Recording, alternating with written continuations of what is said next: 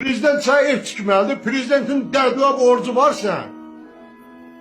Tikmişsən burada. Sən bütün şəraitlər yaradılıb, dövlətin ərzağını sata-sata. Sənə elə işıqpırların verməmişsiniz 30 ildə, ona 10 dənə ev eləyir elə. Almışsın, indi satın yerli cəmaata olanına olmazına, sevinə-sevinə qaçınlar torpağınıza. Niyə gedmişsin? Niyə gedmişsin? Nə istəyirsiniz bu cəmaatdan? Hələ bir çıxırlar sosial şəbəkələrdə, ha, sən yerə kim olsa ölüb yerə girər, ya.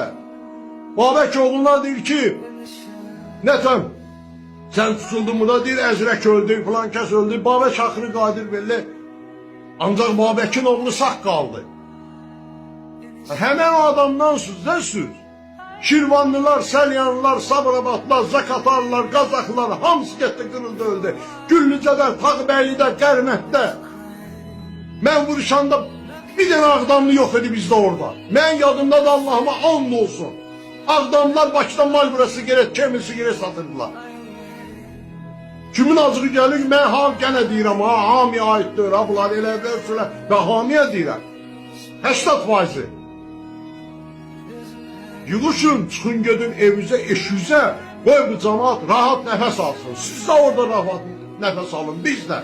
Hökuməti, dövləti, prezidenti günahlandırmıyor. Mənə ev tiksin, villa, bu Şirvandakı villamdan tiksin, sonra gedim, mən bu atım ora gedim. Fikir verir buna, Məcburi qaydada bunlar köçürülməlidir. Mən buradan dövlət rəhbərlərimizdən xahiş edirəm. Bunlar öz başına getməyəcək, o torpaqlar da qalacaq bomboş. Bilmin nə olacaq? Çox sağ olun, gecəniz xeyrə qalsın. Tanrı Azərbaycanı qorusun, Tanrı dövlətimizi qorusun.